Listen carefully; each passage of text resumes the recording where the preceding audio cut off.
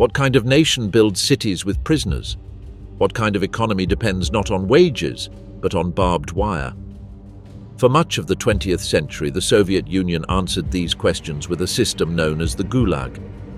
At its height, this vast network of forced labor camps stretched across the entire Soviet landscape, from the forests of Karelia to the frozen gold mines of Kolyma. Millions of people, many convicted without fair trial, were sentenced not just to imprisonment, but to grueling labor under extreme conditions. These prisoners, known as Zeks, were used to build canals, dig mines and clear forests. Their work fed Soviet industry. Their suffering was hidden behind official statistics. For decades, their stories remained buried in archives, memoirs, and fading memories.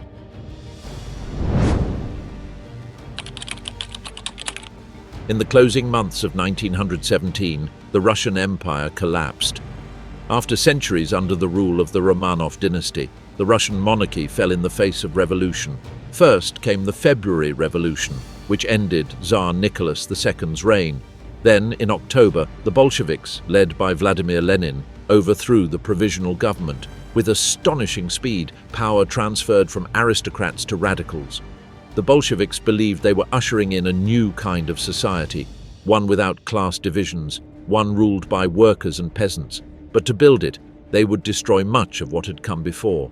That included political opponents, property owners, the church, and the press.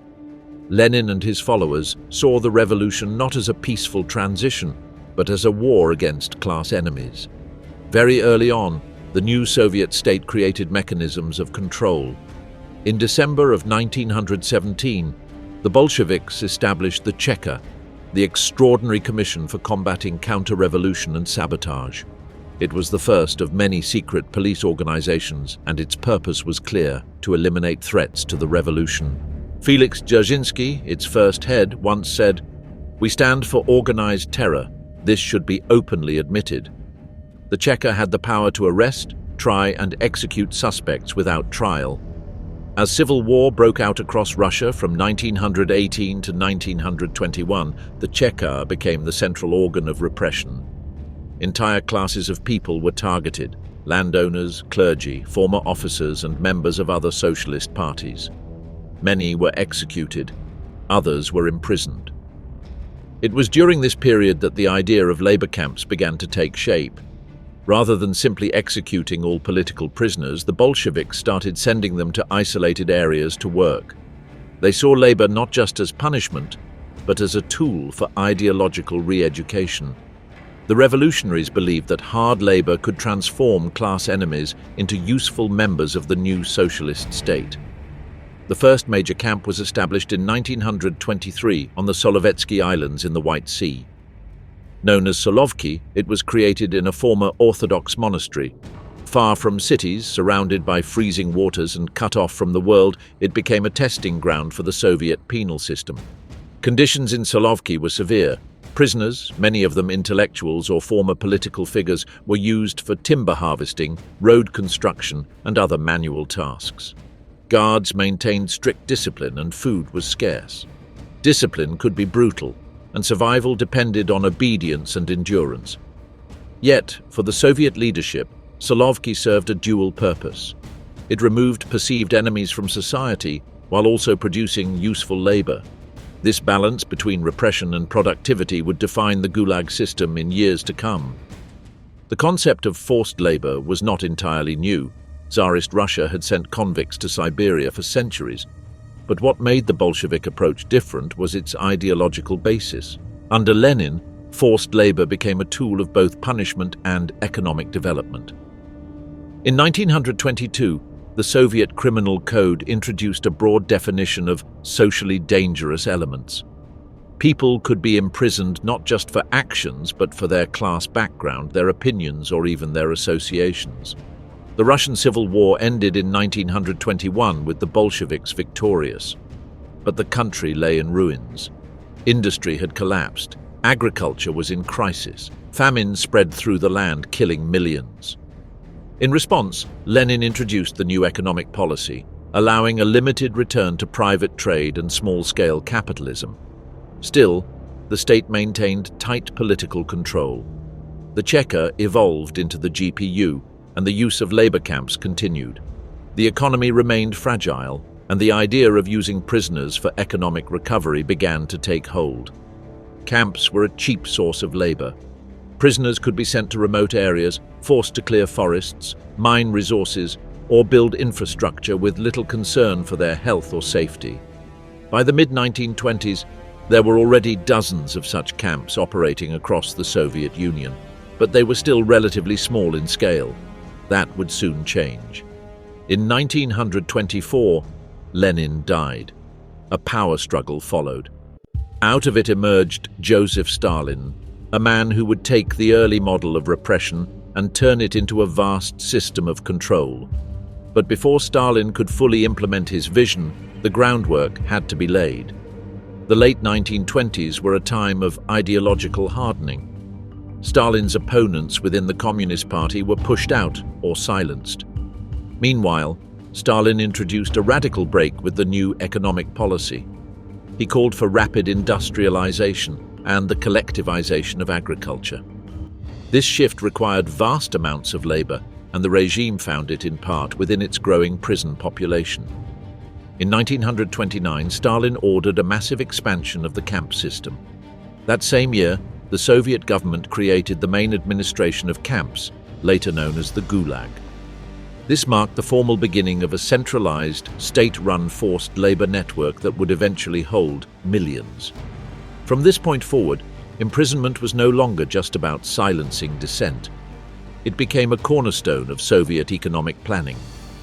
By the end of the 1920s, the Soviet Union stood at the edge of transformation. Joseph Stalin had emerged as the unchallenged leader of the Communist Party. His vision for the country was radical: rapid industrial growth, collectivized agriculture, and the complete elimination of dissent.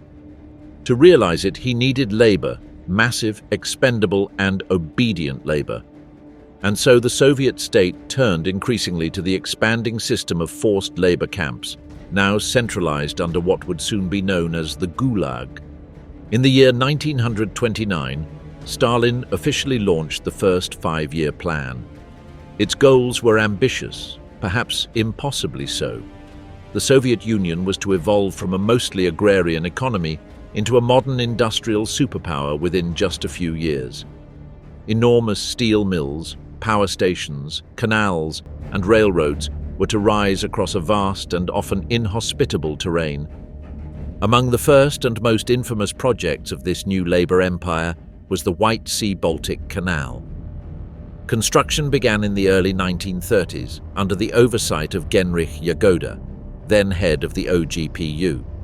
The goal was to connect the White Sea to the Baltic Sea, a distance of over 100 miles, through an area of dense forest, rock, and permafrost. It was intended as both a strategic and economic project, useful for military movement and timber export. Tens of thousands of prisoners were sent to dig the canal by hand.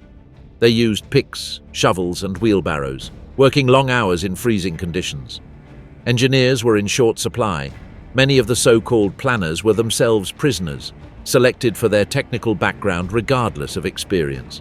Safety equipment and proper nutrition were almost non-existent. Mortality rates soared. Official Soviet figures downplayed the human cost. But estimates from survivors and later historians suggest that at least 20,000 prisoners died during the canal's construction, possibly many more. When it was completed in 1933, on schedule as Stalin demanded, the canal was shallow and narrow, barely usable for most ships. It was a monument to the regime's disregard for life and efficiency alike. Yet in official propaganda, the canal was presented as a triumph of socialism. Photographs showed smiling workers and proud officials. The Soviet press praised the re-education of prisoners through productive labor. Genrikh Yagoda personally edited a book of essays by inmates working on the canal, meant to show the moral benefits of the project. Behind the scenes, the truth was far grimmer. While the White Sea-Baltic Canal was the most publicized, it was not the only major construction effort during this period. Forced labor was also used to build new industrial cities, such as Magnitogorsk in the Ural Mountains. This city, designed to be a center of Soviet steel production, rose in the middle of a barren steppe. Thousands of prisoners toiled in its foundations, laying railroads, erecting blast furnaces, and hauling materials through mud and snow. Zeks were also deployed in the far north and east, to regions like Komi, Vorkuta, and Kolyma. These places were rich in natural resources, coal, gold, timber, but were virtually uninhabited. The state saw them as perfect locations for prison colonies. Camps could be established with minimal oversight from outsiders, and prisoners could be used to develop industries in places where few free citizens would willingly live. The chief architect behind this expansion was Matvei Berman, a high-ranking official in the OGPU and later the NKVD. As head of the Gulag system, Berman oversaw the planning of new camps, the transport of prisoners, and the integration of forced labor into state economic plans. He believed the Gulag could become a permanent pillar of Soviet development. And for a time, it did. During these years, the number of prisoners in labor camps rose dramatically. From tens of thousands in the late 1920s, the population grew to several 100,000 by the mid-1930s. Each wave of arrests fed the system. Entire families were broken up by the state's sweeping definitions of guilt. Children of enemies of the people were often sent to orphanages or special camps of their own. Inside the camps, life was defined by labor, discipline, and survival. Prisoners were categorized by workability. The strongest were assigned the hardest tasks, logging, mining, or construction. Those who became too weak to work often received fewer rations, accelerating their decline. Food, clothing, and medical care were inadequate. Violence was common, both from guards and among prisoners competing for survival. Work quotas were strict. Failure to meet them could mean punishment, reduced rations, or solitary confinement. In some cases, exceeding quotas could earn privileges, such as extra food or early release. But these promises were often broken. The camp system was designed not for rehabilitation, but for exploitation. Despite the misery, the Soviet leadership viewed the camps as a success. The economic output of Gulag labor began appearing in state plans. Gold from Kolyma, coal from Vorkuta, lumber from the far north, these products helped fund industrial expansion and military buildup. The human cost was considered secondary, if it was considered at all. The forced labor system also served a political function. It instilled fear across society. Anyone could be arrested. A careless word, a family connection, or even being in the wrong profession could be enough to land someone in a camp. The randomness of repression created a climate of silence and compliance. By the late 1930s, the Soviet Union had become a society governed not only by ideology, but by fear. Joseph Stalin's push for rapid industrialization and political consolidation had already transformed the nation, but it came at an enormous cost. The forced labor system had grown from a brutal economic experiment into a vast mechanism of repression and control. Still, what came next was unlike anything seen before. In just over 1 year, the Soviet state unleashed a wave of arrests, executions, and imprisonments so massive that it reshaped the very nature of the Gulag and Soviet society itself. This period became known as the Great Terror. The Great Terror, also called the Great Purge, reached its height between the summer of 1937 and the end of 1938. Though political purges had occurred before, this phase was unprecedented in scope. The central government, driven by Stalin's paranoia and obsession with enemies both real and imagined, targeted nearly every level of Soviet life. No one was safe. Not Communist Party officials, not military officers, not engineers, teachers, or peasants. The terror was formally initiated by NKVD Order Number 00447, issued in July of 1937. This secret directive, signed by Nikolai Yezhov, Stalin's new head of the NKVD, set in motion what would become the deadliest internal operation in Soviet history. The order established quotas for arrests and executions. Local NKVD officers were told how many enemies they were expected to eliminate in their region, often in the thousands. These quotas were not based on evidence or investigations, but on Stalin's political goals. In practice, they led to arbitrary arrests, coerced confessions, and mass killings. Two categories of repression were introduced. The first category involved immediate execution. The second involved long prison sentences, usually in labor camps. These decisions were not made by judges, but by special panels known as troikas, three-man commissions with the power to convict and sentence without trial. A single meeting could result in hundreds of people being condemned in a matter of hours. Within months, thousands of citizens across the Soviet Union were swept up. Former revolutionaries, suspected nationalists, members of minority groups, factory managers accused of wrecking, and even loyal communists who happened to fall out of favor, all were vulnerable.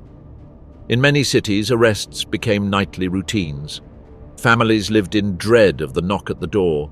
People destroyed personal diaries, photographs, and letters, anything that could be used as evidence of counter-revolutionary behavior. Children were taught to report suspicious activity, even within their own families. As the arrests escalated, the labor camps swelled with new inmates. The Gulag system, already large, struggled to absorb the flood of prisoners. Entire trains filled with new Zeks arrived at remote campsites in Siberia, the Arctic, and the Far East. Camp administrators rushed to expand facilities, often using the prisoners themselves to build new barracks, fences, and guard towers. The makeup of the prison population shifted during this time. Previously, many prisoners had been common criminals or members of marginalized classes. But now, a new wave of educated, professional, and political prisoners entered the camps. These included senior engineers, professors, economists, and military commanders. Their presence changed the dynamics within the camps and highlighted the arbitrary nature of Soviet justice. At the same time, conditions within the camps deteriorated. The pace of expansion outstripped supply chains. Food became more scarce. Medical care, always limited, nearly collapsed under the strain. Guards, overwhelmed by the sheer number of inmates, responded with brutality. Discipline tightened, and punishments grew harsher. Work quotas remained high, and failure to meet them could result in beatings or confinement in punishment cells. In some camps, prisoners were forced to dig mass graves for those who had died from exhaustion, disease, or execution. Despite this, the economic role of the Gulag was not reduced. On the contrary, camp labor continued to support the Soviet economy. Prisoners mined gold and coal, felled timber, built roads and railways. Even as the terror consumed the population, the state continued to rely on its forced laborers to build infrastructure and extract resources. One of the most disturbing aspects of the Great Terror was its reach into the military. In 1937, Stalin initiated a purge of the Red Army, fearing that his generals might become a threat. Marshal Mikhail Tukhachevsky, a brilliant military strategist, was among the first to be executed. Over the following year, thousands of officers were arrested, tortured, and killed or sent to the camps. The loss of experienced leadership would haunt the Soviet Union in the early years of the Second World War. Nikolai Yezhov, who oversaw the Great Terror, initially appeared loyal and efficient. Under his direction, the NKVD arrested over 1.5 million people and executed more than 600,000 in just over 1 year. But even he was not safe. By the end of 1938, Stalin began to fear that the scale of the terror was becoming destabilizing. The Soviet economy was strained. Public trust, even among the Communist Party elite, was crumbling. And so, the purge began to turn inward. In a familiar pattern, Stalin scapegoated Yezhov for the excesses of the terror. Yezhov was dismissed from his post, arrested in 1939, and later executed. His brief and bloody tenure gave rise to the term Yezhovshchina, the time of Yezhov. He was replaced by Lavrentiy Beria, a calculating and pragmatic figure who would oversee a partial consolidation of the security services. Though the mass executions slowed, the Gulag remained intact and continued to expand. By the close of the Great Terror, the Gulag system had reached its largest size to date. Millions had passed through its gates. The sheer volume of arrests overwhelmed any notion of legality or justice. Families were torn apart. Entire professions had been decimated. Fear became the defining feature of Soviet life. In the closing months of the 1930s, Europe stood on the brink of war. The Soviet Union under Joseph Stalin had emerged from the Great Terror scarred but more centralized than ever. Internally, fear had cemented obedience. Externally, the Soviet Union was seeking to secure its borders and influence. When the Second World War broke out in September of 1939, it brought with it new challenges and new uses for the Gulag system. The Soviet Union initially remained neutral, having signed a non-aggression pact with Nazi Germany in August of that year. Known as the Molotov-Ribbentrop Pact, it included secret clauses dividing Eastern Europe between the two powers. Following the agreement, the Red Army moved into eastern Poland, the Baltic states, parts of Romania, and later Finland. In the territories that came under Soviet control, repression began almost immediately. Hundreds of thousands of people, Poles, Lithuanians, Latvians, Estonians, Ukrainians, and others, were arrested, deported, or executed as suspected enemies of the state. Many were sent directly to labor camps. These new prisoners included former government officials, police officers, landowners, teachers, and clergy. Their crimes were often nothing more than holding positions of authority or being associated with pre-Soviet regimes. Thus, even before the Nazi invasion, the Gulag population surged with new waves of detainees from newly annexed territories. For the Soviet authorities, these individuals were both a political threat and a convenient labor source. The Nazi invasion of the Soviet Union in June of 1941 changed everything. The operation, codenamed Barbarossa, shattered the non-aggression pact and plunged the USSR into total war. The Red Army was caught off guard, and in the opening months of the conflict, the Soviet Union suffered catastrophic losses. As German forces advanced deep into Soviet territory, the Stalinist regime responded by mobilizing every possible resource for the war effort, including the Gulag.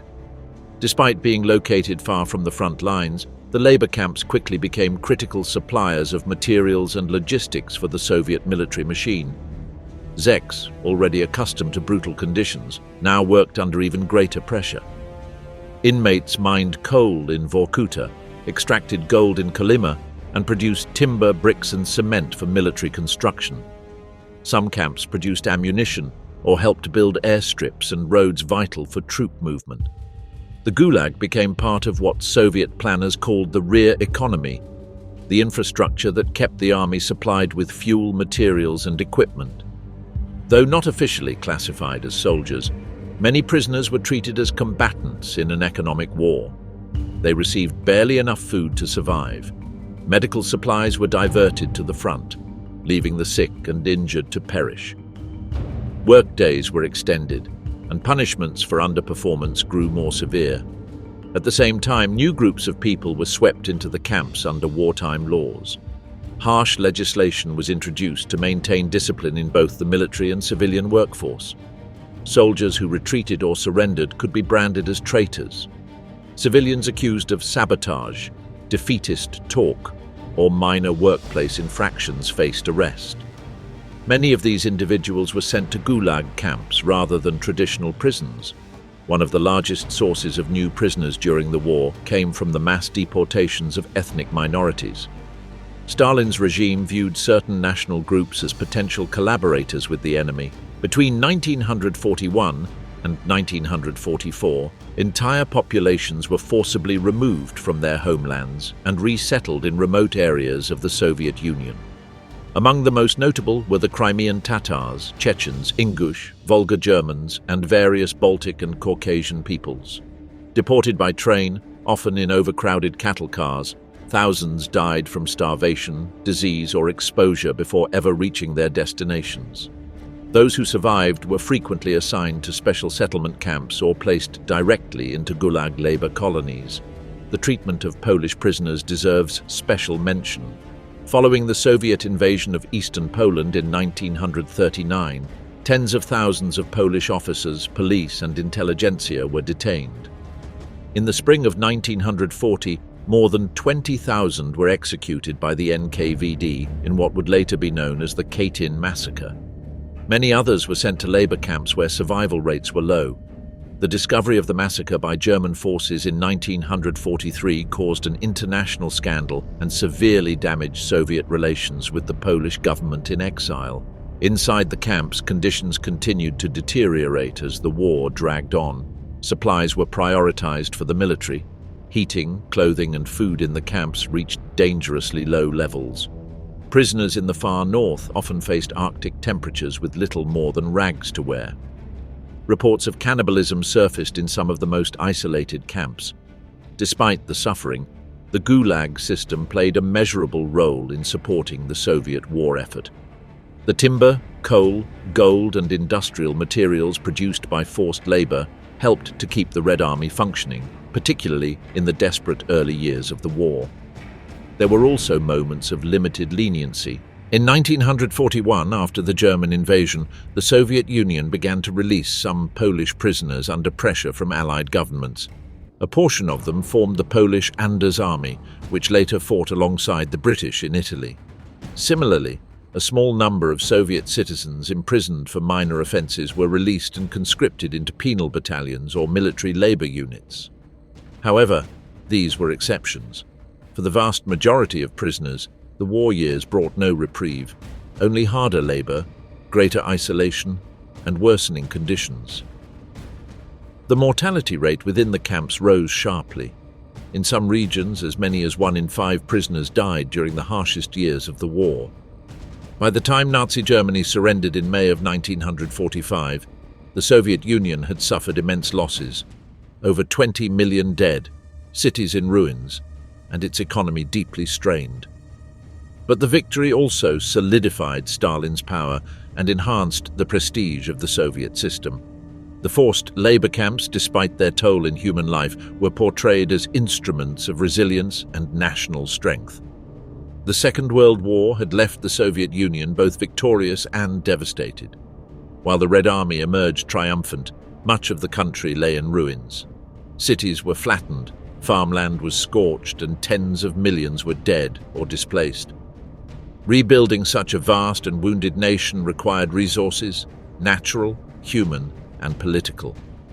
For the Soviet leadership, the Gulag remained a convenient solution to all three. In the immediate aftermath of the war, Joseph Stalin's regime did not dismantle the labor camp system. Instead, it expanded it. Victory in Europe did not lead to leniency. On the contrary, a fresh wave of repression swept across the country and its newly extended sphere of influence. The Soviet Union had emerged stronger on the global stage, but internally it remained a state defined by surveillance, suspicion, and forced labor. Between the end of the war and Stalin's death in the early 1950s, the population of the Gulag reached its peak. At its height, over 2.5 million people were held in labor camps and colonies across the Soviet Union. These prisoners were used not only for punishment, but as a critical labor force for post-war reconstruction and Cold War industrial development. One major change in this period was the influx of new types of prisoners. Many were civilians from countries recently brought under Soviet control, especially in Eastern Europe and the Baltic region.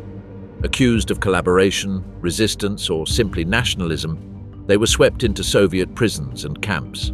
Others included returning Soviet prisoners of war who had survived German captivity, only to be branded as traitors upon their return home. Stalin viewed Soviet soldiers who had surrendered as politically unreliable. Upon liberation, many of them were interrogated by SMERSH, the military counterintelligence agency, and then sent to forced labor camps. These men, already broken by war and imprisonment, found themselves once again deprived of freedom, this time by their own government. The labor needs of the post-war Soviet economy were vast. Gigantic infrastructure projects required thousands of workers, many of whom came from the Gulag. One of the most infamous examples of this period was the expansion of the Kolyma region in the Russian Far East. Rich in gold and other minerals, Kolyma had long been one of the deadliest corners of the Gulag. After the war, it remained a central site for mining and resource extraction, and prisoners continued to arrive in large numbers. The conditions in Kolyma were brutal. Temperatures in winter plunged far below freezing. The terrain was remote and hostile. Malnutrition, disease, and exhaustion were constant threats. Yet, for Soviet planners, the economic output of the region justified the human cost. Similar development took place in Vorkuta, Norilsk, and other Arctic and subarctic locations. These cities, now permanent settlements, were originally built by and for prisoners. Camps were used to dig coal, lay railways, and construct entire urban centers in frozen landscapes. The economic contributions of forced labor became deeply embedded in the Soviet system, but the post-war Gulag was not simply an economic engine. It remained an instrument of political control. The late 1940s saw a new wave of purges. The Zhdanov doctrine, promoted by Stalin's close associate Andrei Zhdanov, demanded absolute ideological conformity in culture and science. Writers, artists, and intellectuals who deviated from official doctrine were denounced, dismissed, or arrested. Accusations of cosmopolitanism, bourgeois tendencies, or Zionism became tools for political attack. Anti-Semitism also rose sharply during this time, as Jewish intellectuals and professionals were targeted under a thin veil of ideological critique. Among the most notorious cases of the late Stalin period was the Doctors' Plot of the early 1950s. A group of prominent Moscow doctors, many of them Jewish, were accused of plotting to poison Soviet leaders. Though the case was ultimately fabricated, it reflected the climate of fear and paranoia that continued to define Soviet politics. Inside the camps, tensions also escalated. The Gulag was no longer populated solely by peasants and workers. Increasingly, it held political prisoners, nationalists, and educated elites from across the Soviet Union and its occupied territories. Inmates from Ukraine, the Baltic states, Poland, and even parts of Central Asia brought with them different languages, identities, and grievances. These diverse populations often clashed with common criminal inmates who were sometimes used by camp authorities to control and intimidate political prisoners. A strict, informal hierarchy developed within the camps. At the bottom were the so-called 25ers, peasants sentenced under harsh anti-theft laws. Above them were urki, the hardened criminals who ruled the barracks with violence. Political prisoners, often called politicals, were usually isolated and subjected to constant surveillance. Despite these divisions, resistance began to grow. In the late 1940s and early 50s, small acts of defiance, hunger strikes, petitions, and secret communication emerged across the camp system. Prisoners passed news, shared information, and even organized limited protests. These early stirrings of rebellion foreshadowed larger uprisings that would come in the years ahead. Administratively, the camps were now overseen by the Ministry of Internal Affairs, or MVD. Under the leadership of Viktor Abakumov and later Semyon Ignatiev, the ministry expanded its grip on internal security, camp management, and political repression. The MVD controlled not only the camps, but also much of the state's surveillance apparatus, ensuring that forced labor remained tied to the broader structure of Soviet control. Economically, the forced labor system had become deeply entwined with Soviet planning. According to internal documents, thousands of industrial sites depended on Gulag labor. Entire sectors, mining, forestry, construction, relied on prisoners for their workforce. Yet the system was deeply inefficient. Poor productivity, high mortality, and corruption plagued the camps. Still, Stalin's regime saw no alternative. Forced labor was seen as both a tool for punishment and a pillar of economic policy. By the early 1950s, the limitations of the Gulag model were becoming harder to ignore. Even within the Soviet bureaucracy, some began to question the long-term sustainability of the system. Reports circulated about declining output, rising costs, and unrest among inmates. But under Stalin, any suggestion of reform was dangerous. The turning point came in March of 1953. Joseph Stalin suffered a stroke and died days later. His sudden death marked the end of an era. Across the Soviet Union, political factions scrambled for control. Among them was Nikita Khrushchev, who would soon emerge as the new leader. The death of Joseph Stalin in March of 1953 marked the end of an era defined by totalitarian control, violent repression, and the massive expansion of forced labor. For decades, the Gulag system had operated as both an economic pillar and a political weapon. Now, without Stalin's iron grip, the future of the camps and the future of the country was uncertain. In the immediate aftermath of Stalin's death, power in the Soviet Union was shared among several figures.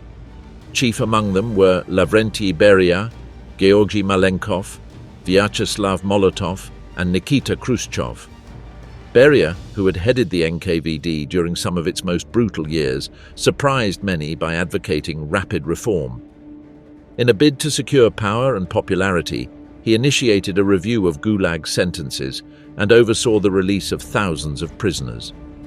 Between the spring and summer of 1953, the Soviet state released more than 1 million inmates, mostly non-political offenders, and those sentenced for minor crimes. These early releases did not fundamentally alter the structure of the Gulag, but they did signal a shift in tone. Beria's reforms, however, were short-lived.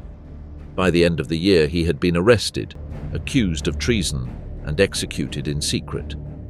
With Beria gone, Nikita Khrushchev gradually rose to become the dominant figure in Soviet politics. His leadership would bring a more lasting transformation to the Gulag system, but not before a series of dramatic events forced the regime to confront the crisis within its prison empire. While political reforms were being debated in Moscow, tensions inside the labor camps were beginning to boil over. The end of Stalin's rule had raised hopes among prisoners, hopes for amnesty, better conditions, or even release. But for many inmates, especially political prisoners and those from minority nationalities, nothing changed.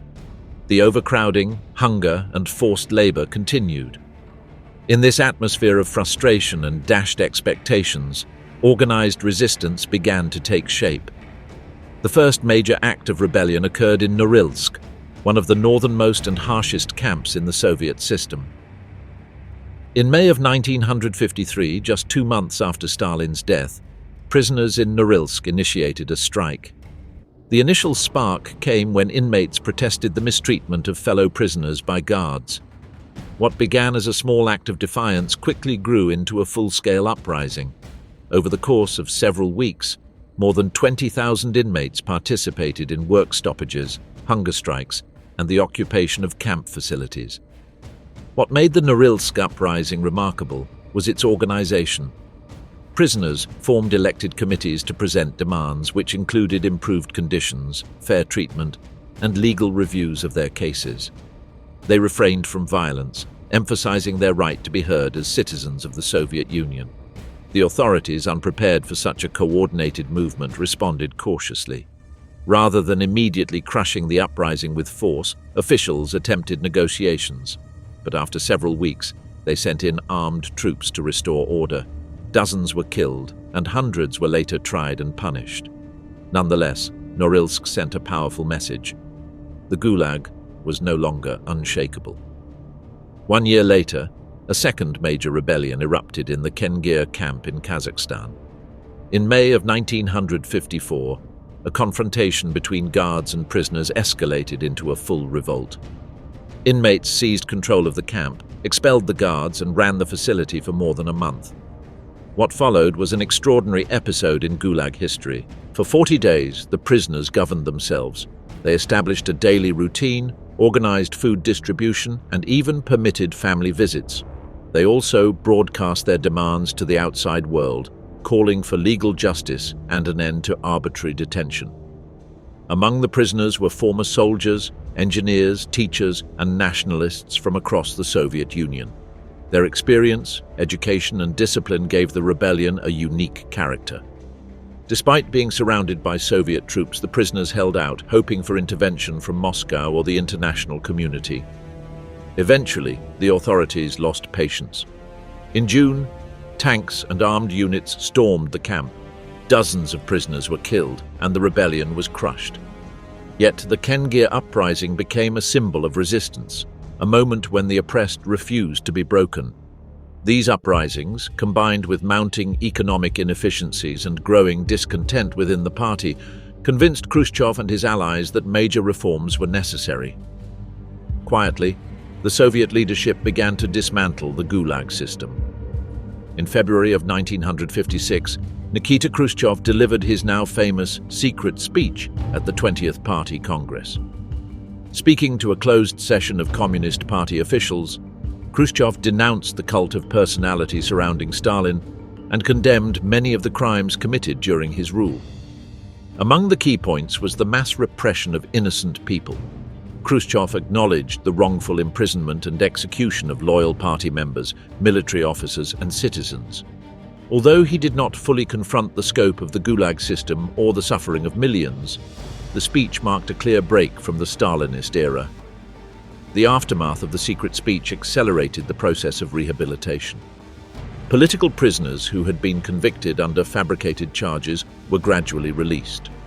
Review commissions were established to re-examine past sentences. Monuments to Stalin were quietly removed, and his name disappeared from public spaces. By the end of 1956, the Soviet government had closed many of the largest and most notorious labor camps. While some penal colonies remained, the centralized Gulag system was effectively dismantled. Yet the legacy of forced labor did not disappear overnight. Many former prisoners struggled to reintegrate into society. Their records often remained stained with criminal charges. Housing, employment, and social services were difficult to access. For years, silence surrounded their experiences. The state offered little recognition or compensation. Still, the end of the Gulag as a mass institution marked a turning point. It reflected a broader shift within the Soviet Union, away from the terror of Stalin's rule and toward a more stable, though still authoritarian, state. Khrushchev's reforms opened limited space for dissent, debate, and critical reflection. The camp uprisings of the early 1950s, though brutally suppressed, played a critical role in this transition. They demonstrated the limits of repression and the power of human resistance. They showed that even within the harshest systems, people could organize, demand dignity, and refuse silence. The dismantling of the Gulag system in the mid-1950s marked a dramatic turning point in Soviet history. After decades of mass repression, forced labor, and state-directed terror, the camps were quietly shuttered, the prisoners slowly released, and official attention turned elsewhere. Yet the legacy of the Gulag did not vanish. Though the barbed wire rusted and the barracks collapsed, the memory of what had taken place behind those fences lived on, carried by survivors, documented by dissidents, and eventually examined by a changing society. In the years immediately following the closure of the Gulag, silence prevailed. The Soviet government under Nikita Khrushchev took cautious steps toward acknowledging Stalin's abuses, but only within narrow limits. Rehabilitation commissions restored the legal status of many former prisoners, and families were informed that their relatives had been wrongly convicted. But there was little public discussion, no widespread reckoning, and certainly no justice for the architects of the terror. Most survivors returned home to indifference, suspicion, or outright discrimination. Many found themselves barred from certain cities, professions, or educational opportunities. Their past remained a stain on their identity, even when their charges had been declared unjust. In the public sphere, discussion of the Gulag remained taboo. The state preferred to move forward, not look back. That silence began to crack in the 1960s, when a few courageous individuals broke the wall of secrecy. Chief among them was Alexander Solzhenitsyn, a former prisoner and Red Army officer who had been arrested during the war for criticizing Stalin in a private letter. Sentenced to 8 years in a labor camp, Solzhenitsyn later drew upon his experience to become one of the most influential voices in Soviet literature. In 1962, Solzhenitsyn published One Day in the Life of Ivan Denisovich, a novel depicting a single day in the life of a Gulag prisoner. Approved by Khrushchev's administration during a brief window of openness, the book offered Soviet readers a rare and sobering glimpse into the reality of the camps. Though fiction, it was based on first-hand experience, and it struck a powerful chord across the country. But the space for such work quickly narrowed. As Khrushchev fell from power and Leonid Brezhnev assumed leadership, the cultural thaw ended. Solzhenitsyn was eventually expelled from the Soviet Writers' Union, and by the early 1970s he had gone underground. In 1973 he published The Gulag Archipelago Abroad, a massive, meticulously documented history of the Soviet labor camp system based on hundreds of testimonies from former prisoners. The Gulag Archipelago was banned in the Soviet Union, but it spread through underground samizdat channels and was read by many despite the risks. It laid bare the machinery of repression and shattered the myth of the camps as places of reform or productivity. For this, Solzhenitsyn was arrested and exiled from the country in 1974. The dissident movement of the 1970s and 80s continued to raise the issue of political repression, but it remained dangerous to speak too openly about the Gulag. Activists such as Andrei Sakharov, Yuri Orlov, and members of the Helsinki Group documented abuses, defended political prisoners, and demanded accountability. They were harassed, imprisoned, or forced into exile. Meanwhile, former prisoners quietly gathered in kitchens and apartments to remember the past. Some shared stories. Others wrote memoirs in secret. A few began to form informal associations to locate burial sites, identify mass graves, or preserve personal archives. These acts of memory were small but profound. They resisted the state's demand for silence. A true public reckoning only began in the late 1980s during the period of glasnost under Mikhail Gorbachev. As part of broader efforts to reform and open Soviet society, Gorbachev authorized the publication of previously banned works, released political prisoners, and encouraged historical transparency. Archives were unsealed. Monuments to Stalin were removed. Newspapers published testimonies from survivors and articles exposing the scale of past abuses. In this atmosphere of openness, a new organization was founded in 1989, Memorial. Created by human rights activists, scholars, and former prisoners, Memorial aimed to document political repression in the Soviet Union, preserve the memory of the victims, and promote historical education. The group collected names, recorded testimonies, and created one of the most extensive databases of Gulag victims ever assembled. Memorial's work was not only archival, it was also deeply personal. Volunteers placed plaques on buildings where people had been arrested. They organized exhibitions, school programs, and public commemorations. In many Russian cities, they helped uncover mass graves and install memorials where none had existed before. The collapse of the Soviet Union in 1991 brought new opportunities for historical reflection. For a brief period in the 1990s, the crimes of the Stalin era were widely acknowledged, and discussion of the Gulag became part of public life. School textbooks were revised. Museums dedicated exhibits to political repression. Survivors received modest compensation. But this period of openness proved fragile. In the early 2000s, as Vladimir Putin consolidated power, the state's attitude toward history began to shift once more. Putin, a former officer of the KGB, emphasized national pride, stability, and the restoration of Russian influence. While he did not fully rehabilitate Stalin, he promoted a more ambivalent view of the past, one that highlighted Soviet wartime heroism while minimizing or justifying political repression. Memorial, once widely respected, began to face increasing pressure. It was labeled a foreign agent, fined and harassed by state authorities. In 2021, after years of legal battles, Russia's Supreme Court ordered the organization to be dissolved. Its archives were seized. Its work was effectively outlawed.